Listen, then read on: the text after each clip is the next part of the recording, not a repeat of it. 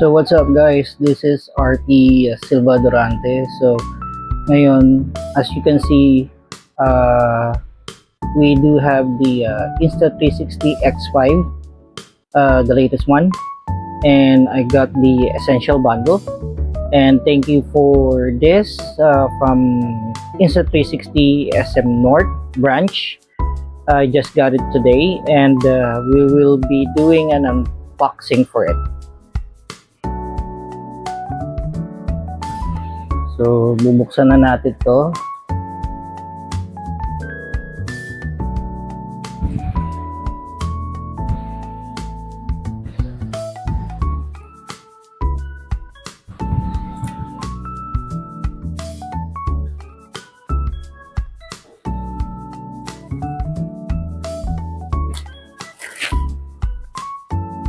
C360 X5.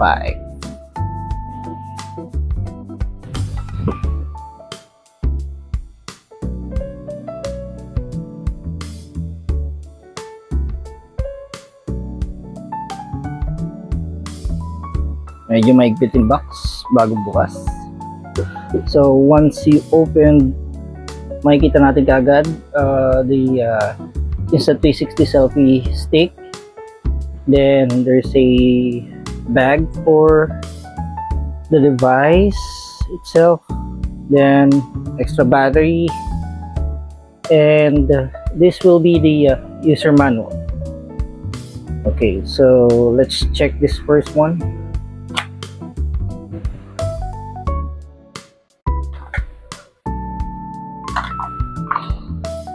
So we do have the sticker of the Insta360. Then FlexiCare, pwede tayo mag scan the QR code and check guarding it. Quick guide, safety guidelines, warranty card, and this is the dust remover for the microphone for the new Insta360 X5. Insta360 X5 battery manual, instruction for use for the standard lens guard tool, manual instruction for use for the carrier case. This is Leon. And utility fast charge case. Tingin ko nasa loob siya itong box. So check naman natin to. So this is the selfie stick. It's part of the bundle. Telescopic. Magaan. Balik muna natin siya dyan. And ito yung battery, extra battery. As you can see, Insta360. Yun, may pwedeng paglagyan ng dalawang micro SD card. We do have here right now, ang meron ako is 128, pero meron akong 256 nandun sa old Insta360 ko, 1X2. Ito yung bagong battery, ibang iba. Every Insta360 X unit has a different battery for the camera. So balik muna natin.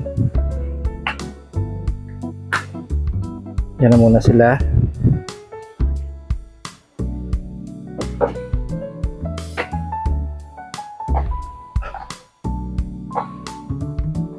Then let's proceed na dito sa bag. Tanggalin muna natin to.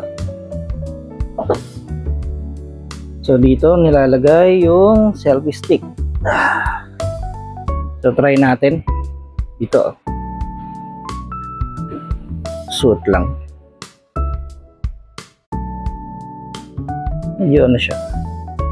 May rubber feel siya sa loob para hindi dumudulas. Okay. Ganda siya. Ayan. Okay. So you can carry. Pwede tatanggal din siya. Ang gusto. Simulan natin. So ito na. Bubuksan na natin siya.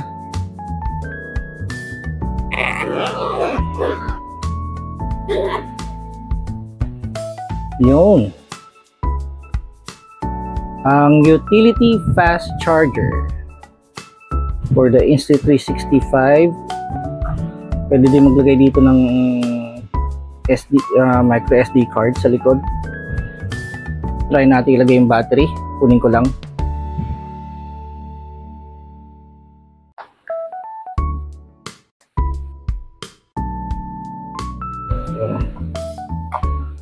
Ito yata siya.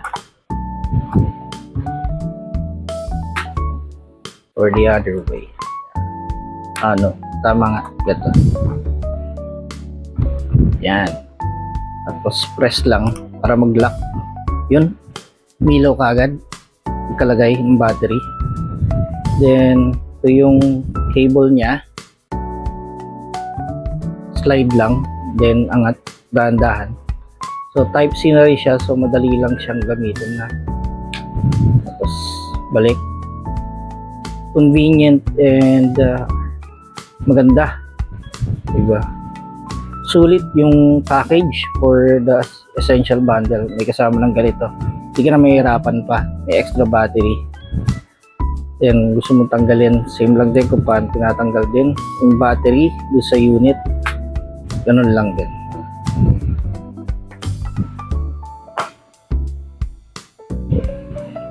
Ito muna sila. Then ito kasi nakalagay is standard lens guard. So open it. Just check it. Okay. So nakalagay siya kada isa. So let's open isa lang muna. Just to check. So, yun yung lens guard.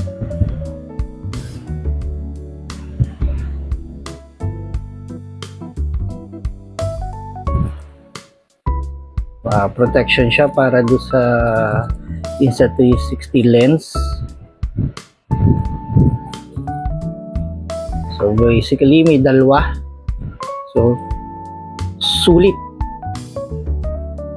Then, wala nang kasama pa, yun lang ang laman niya.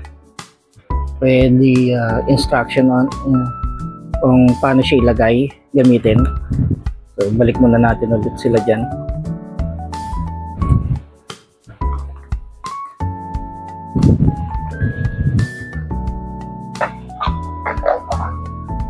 Then the device itself, yan ha. Check muna natin laman ng bag. Ano pang meron? So, nandito may pouch. So, wala na. May pouch, may mini area dito. Pwede mong lagyan ng kahit ano pa, gamit. Then, ito, tatanggal. So, pwede mong ilagay dito sa loob yung magnetic quick release. Then, dito, siguro yung sa microphone, adapter. Then, battery. Then yung device mismo. Yung camera, X5. So, open natin yung pouch. May kasamang lens cloth. Open natin siya.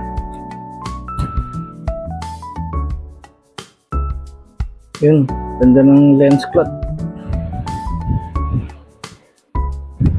Insta360. Then ito, charging cable. I think pwede din yata ito maging data cable.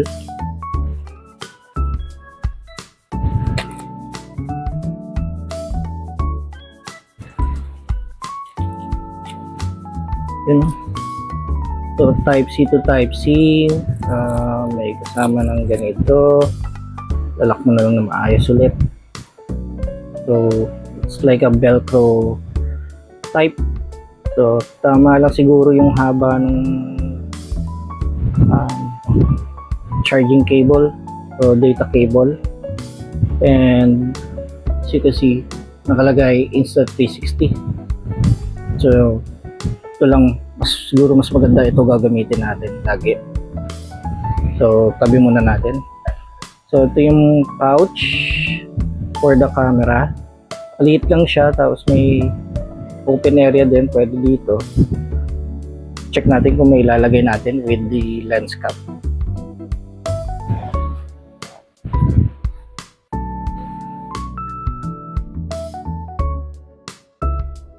Hindi kaya, masyado malaki yung lens cap.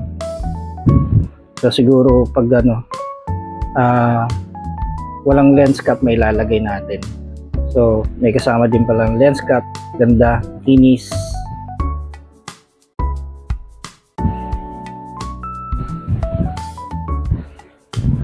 Oh, yun, ganda. So ito na yung device natin, ang pinakabagong Insta360 X5. So may lens, ano pa siya, lagay, ito yung sa microphone, pinaka latest. Ito yung battery, check natin. So ganoon din, port for the micro SD card. Let's try to put yung meron ako ngayon, for now, the 128.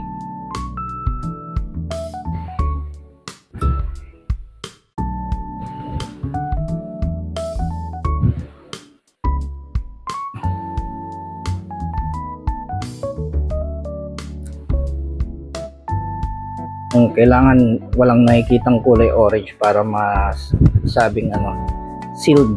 Pero syempre, just to make sure lang, mas maganda hindi gamitin underwater na walang diving case. So ito, power button, quick menu. So then may dalawa pang button dito. Hindi ako sanay sa ganito kasi iba yung interface ng One X2, so pag-aaralan ko pa to.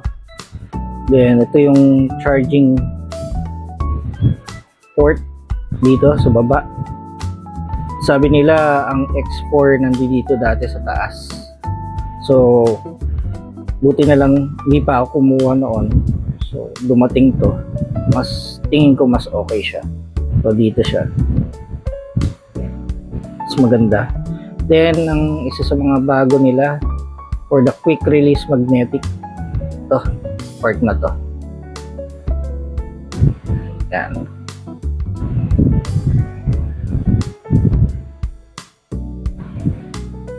Diba? Yan. So let's remove the protection tape.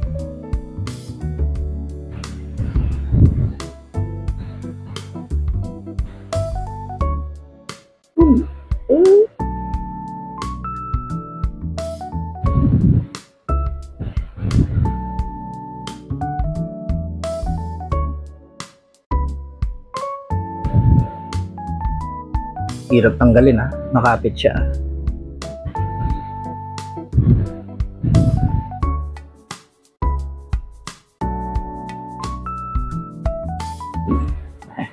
Kasama din. Then sa microphone,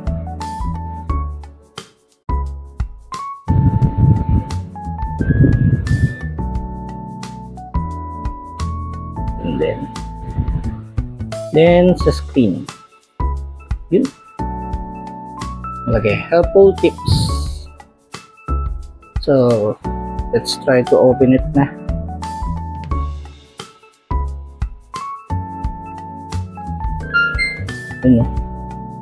Okay, mas malaki interface niya from the usual na ginagamit ko na X2, bilog lang siya. So English, so next lang tayo. Then ayun, please download the Insta360 app in App Store or Google Play to activate your camera. So I need to check this later. So right now we're just doing the unboxing of it. So I'm happy that I do have a new device that I can use in pag magta-travel kami ng family ko, or sometimes ako mismo mag-isa, or kami mismo ng wife ko. So hanggang dito na lang. So thank you for watching, and please like and subscribe to my YouTube channel, and abangan nyo yung susunod na mga i-unbox ko, mga videos na gagawin ko with the Insta360 X5. So thank you for watching. Bye.